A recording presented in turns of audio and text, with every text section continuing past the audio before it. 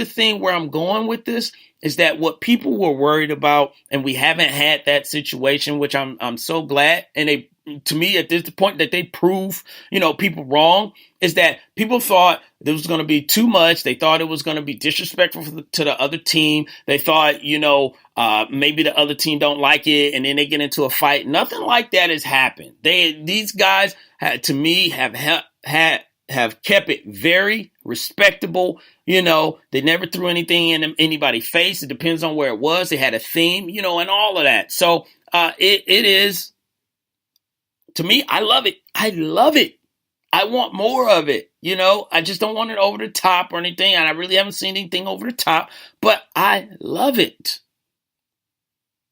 And number one, I think most would agree, because this was original. The Rock'em Sock'em was original too, but this was original. This is something everybody should know about. And to me, this is something that's never been done. I mean, I'm talking about pickups games or whatever. I give it to the Pittsburgh Steelers for their hide and seek celebration. It was awesome. Awesome. I'm like, what are they doing? And I think it was Juju Smith-Schuster. He covered his eyes. Le'Veon Bell went, hid behind the goalpost, and then he ran and pointed at it, and then, he started chasing at it, just like hide and seek. A kid's game. They took it back to a kid's game. They took it back to where, it was an innocent stage, and a lot of people some people lives, I'm not going to say all, but, an innocent live, an innocent, time in a kid's life, it reminds you, it's out in the summertime, you're out there with your friends, you're hanging out all day, and just having fun. And to me, that's what that celebration was about. I loved it. And I hope I see more, of it. So again, Lions Rock'em Sock'em, as a recap, Chiefs did the potato sack race, and the Steelers went the hide and seek. Wow. I'm telling you. And I was reading in the chat room, I think someone might have asked what a Rock'em Sock'em robot is. And Bron said, Google that. Yes, please. Google that if that's what you're asking, on it. But great times. And I look forward to the next 7 weeks, and the playoffs. And the honorable mention was the Minnesota Vikings, where they did the Duck, Duck, Goose. I've seen that before, but I loved it, the Duck, Duck, Goose. So we're going to get off that, and we're going to take a little break, and then we'll come back and we'll get into a little bit of NBA news and discuss, some a trade, and then, some guys that have moved on and where they're at and where they were, and other stuff as it is. So me and my man Lopan will be back here in just a moment. Lopan, don't cut me off when I'm talking, okay? Me and Lopan will be back in just a moment after this break, okay? Hey, what's up, everybody? I am Vince Wright, the sports governor, and you know me from the Sports Done Right show. But when I'm not doing Sports Done Right, I'm in the executive mansion chilling with the Wait a Minute show. That's right, Jelani, Lopan, indeed. Keep it tuned here, y'all. The Wait a Minute show. My name is Vince Wright, and I approve this message.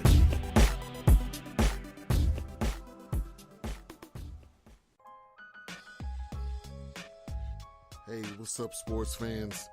You're looking for a different type of sports talk show, something you haven't heard before? You gotta check out the BS3 Sports Show every other Saturday on 2 Live Stews Radio, 1 p.m. Central Time, 2 p.m. Eastern. Sports talk at its finest. Always have great guests, playing some good hip-hop. You don't want to miss it. Make sure to tune in to the BS3 Sports Show every other Saturday at 1 p.m. Central Time, 2 p.m. Eastern. Yo, this is your boy Keith C from the Kicking It With Keith C show. When I want to jam, I'm jamming with Queen Josie and DJ New as they're kicking those vibes. We don't take orders from super fools. We give them. Give it to you. Any and all resistance will crumble. Nonsense. There's never been a threat. Squad. Couldn't handle. It is the purpose of the Squad. to align our infamous forces against the powers of good and defeat them, leaving us, the rulers of the world.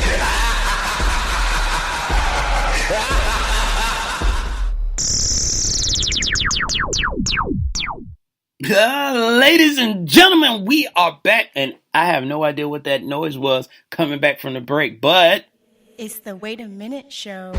With your man, Jelani JB Bodie, and the brother who is very rude that likes to cut me off when I'm talking, Lopan. Indeed. Yes, Lopan, do not cut me off like that again, okay? Indeed.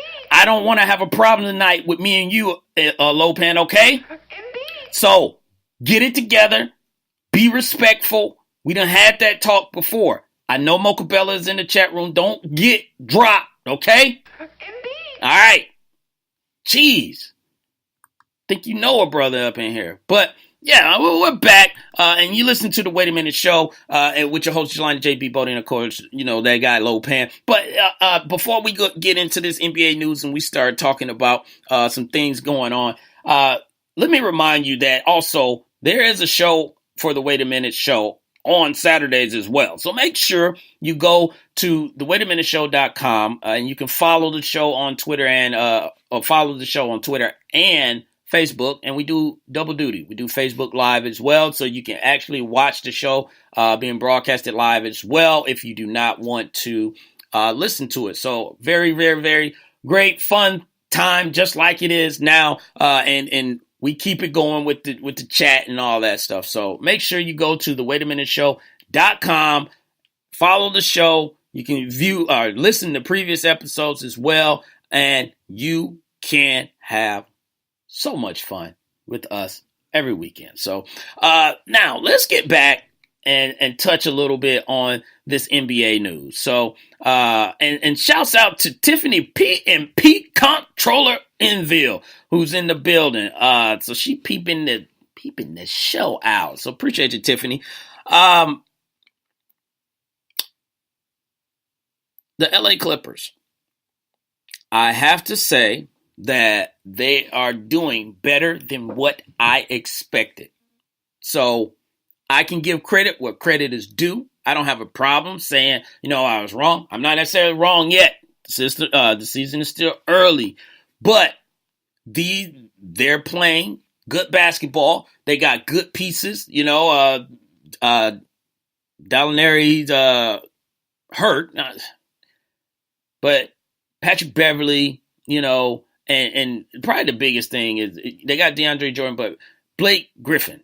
Blake Griffin has taken over, this team. And the reason I bring this up because the whole conversation in probably the past 3 years, I want to say, was about Blake Griffin's and CP3's relationship, and did that contribute to the dysfunction of this team? Now, you have always heard me on this show before. I endorsed at the beginning of the last season the LA Clippers. I said they would be number 2 in the Western Conference. People said, Jelani, you are crazy. What are you talking about? They will be in the playoffs, but not number 2. And I said, they got it. They got these pieces together. Hey, and as long as they stay healthy, they are good. Well, things fell apart, whatever, it is. And I was wrong, But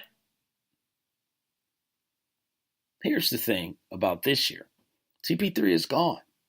He's in another area code.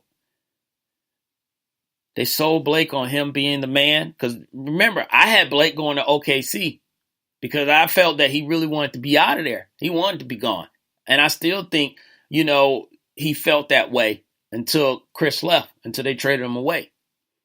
But now they were talking with Austin Rivers, and Austin Rivers was talking about this whole relationship. They didn't know who was the leader, on that team and who, they were arguing and all this stuff. And now it looks like they got more clear-cut direction on what's going on. And it seems like they're having success. So why did the Clippers wait that long? It was just, to me, if two guys or anyone, if you don't get along, whether it's at work or whatever, it's not a problem until it affects everyone or it affects, the goal that's in mind. And if these guys have been beefing for the past 3 years and no one knew who the leader was, because when you ask Chris and you ask, Paul, when you ask Chris and you ask Blake, they're like, we're good. We're good. But you're losing games. You're falling apart. You're losing the teams that you shouldn't be losing to. And the Warriors still have your number. You've had quality teams. The Clippers have had really nice teams and nice bench players. Now the Lakers, that's different. They got 3 championships out of two dudes that had issues with each other. You have a little bit more tolerance and you just be like, we'll just, hey, it is what it is. Are we winning? You can work with that, but not the Clippers. It's like they shot themselves in the foot with that. If that was the case, whichever one you wanted should have been gone 2 years ago. 2 years ago.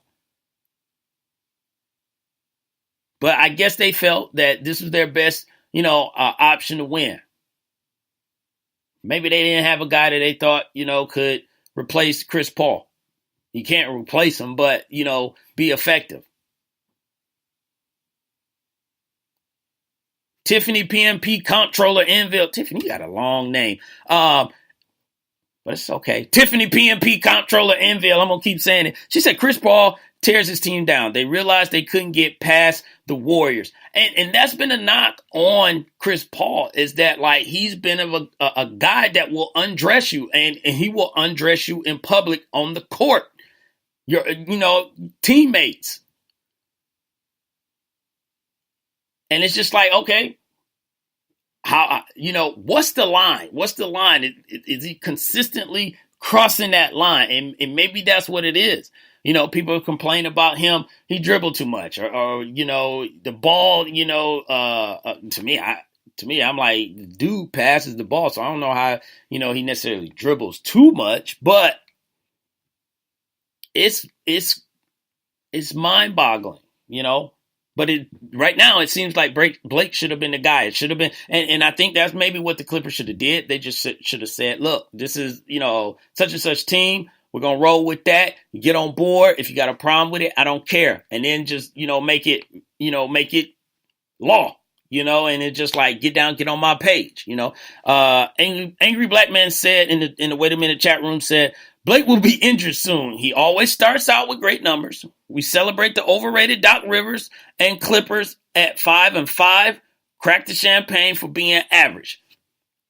Well, Angry Black Man, like I said, they are better than what I thought they were going to be. To me, I really thought they were going to struggle kind of like Sacramento, the Hawks here in Atlanta. They struggled mightily, So, to me, I think they are on the path of, and again, I never had them, going to the Western Conference Final or anything like that, but I think they're going to be better than what, I thought they were going to be, So, shouts out to some people that's jumping into the Wait a Minute chat room all at once, kicking it with Kesey, my man Big L that's in the building as well. And I think I saw Rough Buff, a.k.a. Foucault Shabazz, a.k.a. Bill's Mafia in here as well. Send some shouts out to me. But yeah, this whole, relationship thing, it should have been over a long time ago. Let Blake do his thing, because to me, the Clippers almost lost both of them. And they would have really been starting over. Let him go on. And this is not a knock, on Chris Paul, but it is what it is. Chris Paul, to a certain degree, kind of got treated like he had been to the finals. He can play. He can ball. Don't get me wrong. But maybe he was getting treatment that he didn't deserve. And maybe that's how Blake felt. Like, yo, I ain't been to no Western Conference Final. This dude ain't been to no Western Conference Final. What the problem is? I'm the number 1 overall draft pick. I can do this.